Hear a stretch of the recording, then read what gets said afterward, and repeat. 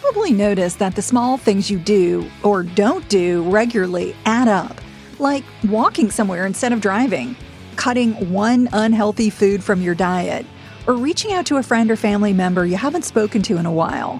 Starting and building various micro habits make the difference between success and failure in many areas of your life, like health and relationships.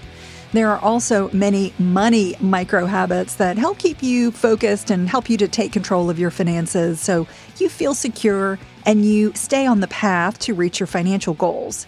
This podcast will review 7 small habits that can create massive financial success no matter your age or stage of life. Welcome back, everyone. I really appreciate you joining me for Money Girl episode 906. If you're new here, I'm Laura Adams, an award-winning author, spokesperson. I'm a money speaker and founder of The Money Stack. That's my Substack newsletter. And of course, the host of Money Girl. We've got over 43 million downloads and a terrific community. So I'm so glad that you're here. If you enjoy the free content that we love creating, take a moment to rate and review the show in whatever podcast app you're using. And I always love to hear from you. If you've got a question about money or a comment, please leave it on our voicemail at 302-364-0308. You can also visit my website at lauradadams.com to email me directly and learn more about my books, courses, and that's where you can sign up for the free Money Stack newsletter. All right, let's talk about those 7 micro habits. I'm going to encourage you to use one or more of these to really easily improve your finances without making any radical or uncomfortable changes. That's the whole idea behind micro habits. They're small, but they're going to really add up over time to give you success. So the first micro habit to consider is simply to identify or review your financial priorities. It doesn't matter if you're a college graduate who wants to begin investing, a parent who wants to buy a home, or a pre-retiree dreaming of, traveling the world, doing something exciting. You need to identify your top financial priorities. Just thinking about 1 or 2 financial goals or ways you want to spend your money is the first step to achieving them. Once you have a goal, break it into manageable, smaller targets based on your timeline. For example, if you want to save $60,000 for a house down payment over the next 5 years, you'll need to set aside $12,000 a year or $1,000 a month. If you want to retire in 30 years with $1 million, you'll need to invest approximately $800 a month, assuming a 7% average annual return. Having a general idea of what a goal requires allows you to stay focused on it and to tolerate any short-term sacrifices you may need to make. Identifying and reviewing goals is a micro habit because it may only take a few minutes, a month, or a quarter, but it's powerful because goals can easily be forgotten. You've probably all experienced this after making a New Year's resolution that, you've just forgotten about in a couple of weeks. If you don't remember your goals and keep them top of mind, you aren't likely to achieve them. One of my micro habits is setting a monthly calendar reminder to review my goals. You might use a handwritten journal, a Google Doc, or a digital notepad. Getting clear about what you want to accomplish and making sure you don't forget it is critical for success.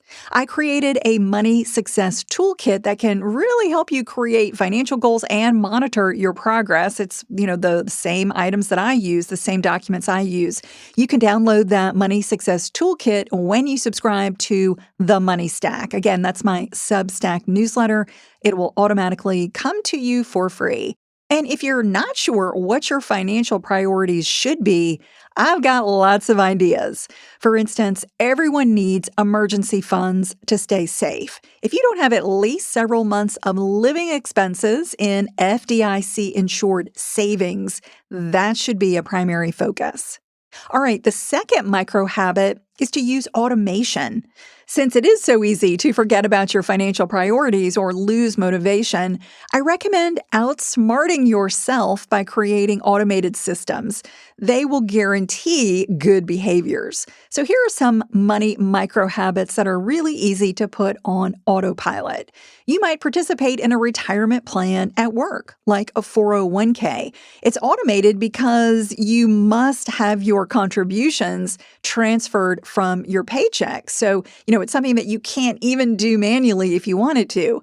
You might create automatic recurring transfers from your checking account to an emergency savings or to a retirement account like an IRA, or if you're self-employed, a SEP IRA.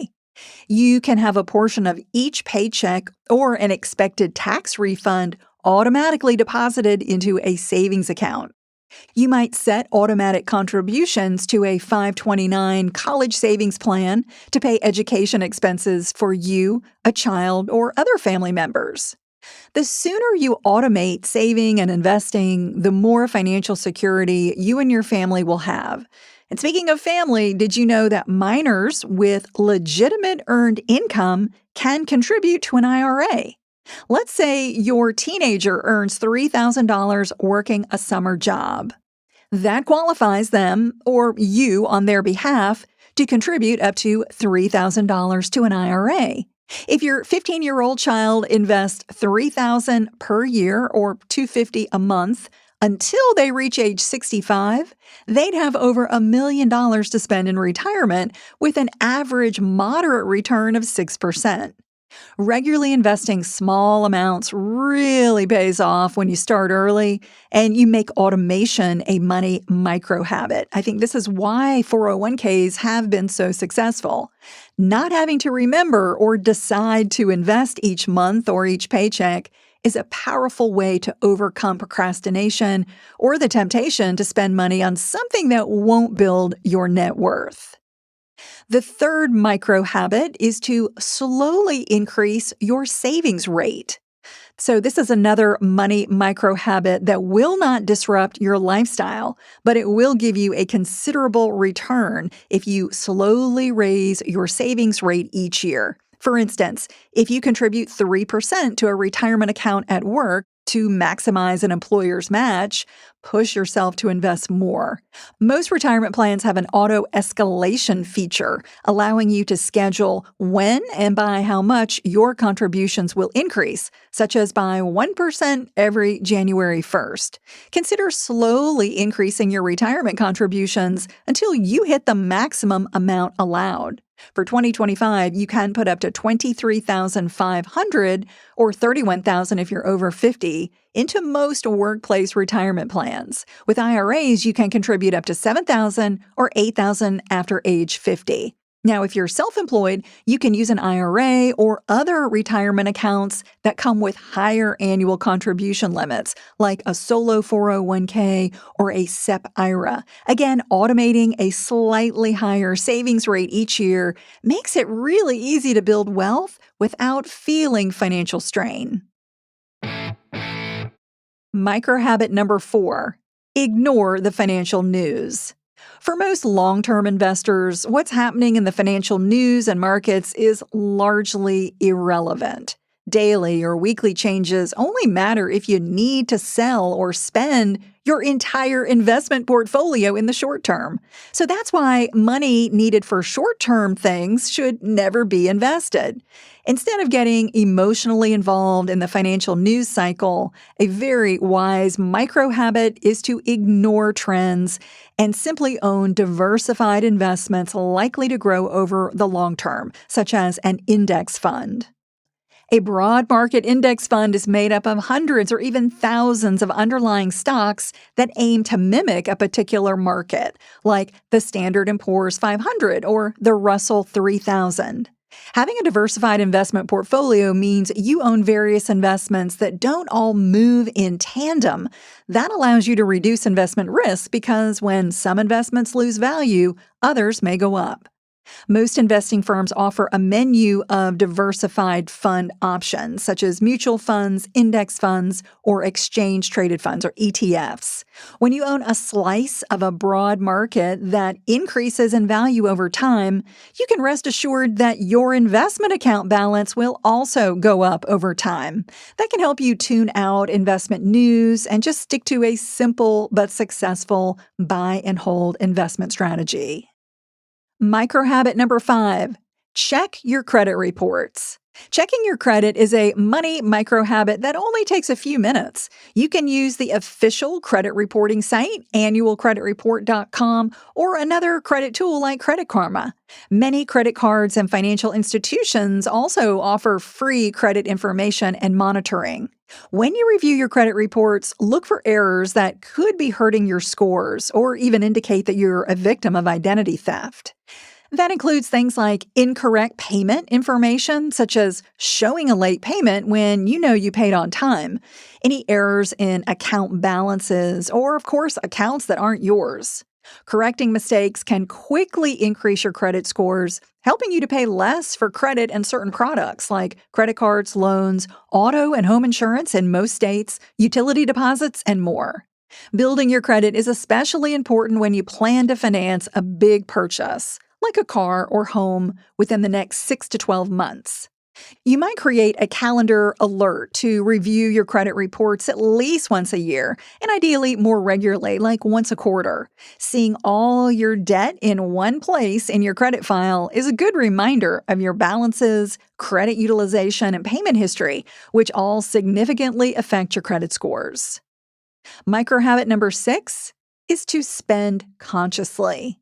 Most people have limited financial resources, which means that every cent is valuable and how you spend them really matters. If I reviewed your spending over the past 30 days, I could tell you precisely what you value, like clothes, dining out, or saving money. Values are the things you believe are most important, and they influence how you live, work, and relate to other people. Every financial action you take, including your spending, either builds up or breaks down your values. So make conscious spending a daily micro habit so you only purchase what you need and what will give you lasting fulfillment. That will leave you with more money to achieve your most meaningful goals. If you're a compulsive shopper or tend to make impulse purchases, don't miss podcast 904 called 15 Ways to Stop Impulse Spending and Save More. Financially healthy people have counterproductive impulses too when it comes to spending, but they just stay vigilant to resist them and they stay focused on their goals. Here are some effective strategies to control impulse spending. Don't shop in person or online for entertainment unless you can genuinely afford it. Unsubscribe from retail newsletters that offer promotions and sales you can't resist. Wait at least 24 hours before buying anything over a certain amount. You might set it at $50 or $100, so that gives you time for your impulse to settle down, and then you can clearly decide if you need something. Go on a spending freeze where you don't buy anything except dire necessities for a period, like a week or month or longer. Calculate what an item costs you in time. For instance, if you earn $25 an hour after taxes, buying a $250 pair of shoes cost 10 hours of work. Only you know if that item is worth a very long workday. Shop secondhand stores and online sites to find new or slightly used items at massive discounts. And micro habit number 7 is to leverage the right money pros. Consulting with money experts can help you make giant leaps forward in your financial life. While I always recommend learning as much as you can about money, it's impossible to know everything. Depending on your personal and business situations, you might benefit from hiring a tax accountant, a financial planner, a state attorney, or an insurance specialist who can help you navigate hardships, answer questions, and just manage complex life events. Anytime something big happens in your life, it likely affects your finances and it could affect it in ways that you're not aware of. So, getting help from a professional is always best. Instead of assuming you have to manage your finances alone, ask various pros how they can help you. They might even give you some free advice. Many investing firms help clients choose appropriate investments free of charge. So, when possible, make getting expert advice a habit. To sum up, various small, consistent actions can lead to significant financial improvements. Your ability to build wealth doesn't depend on your education or on your earning power. If you stay focused on what's most important, you can set yourself up for a rewarding and secure financial future. That's all for now. I'll talk to you soon. Until then, here's to living a richer life. Money Girl is a quick and dirty tips podcast, and we've got a great team that works on the show. Steve Rickyberg is our audio engineer. Brandon Gachus is our director of podcast. Holly Hutchins is our digital operations specialist. Morgan Christensen is our advertising operations specialist. Davina Tomlin is our wonderful marketing and publicity associate. And Nathaniel Hoops is our marketing contractor.